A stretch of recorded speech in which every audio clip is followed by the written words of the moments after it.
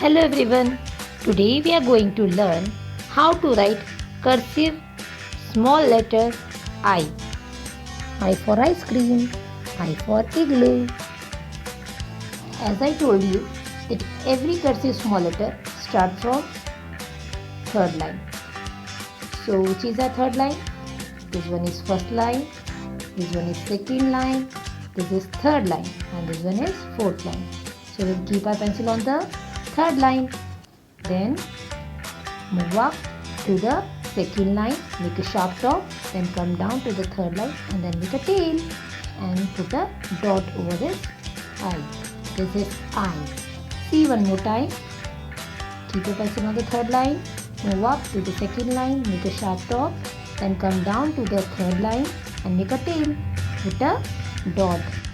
See again, keep your pencil on the third line, move up to the second line and make a sharp top and then come down to the third line and make a tail, put a dot. This is I. I for ice cream, I for igloo, I for ice.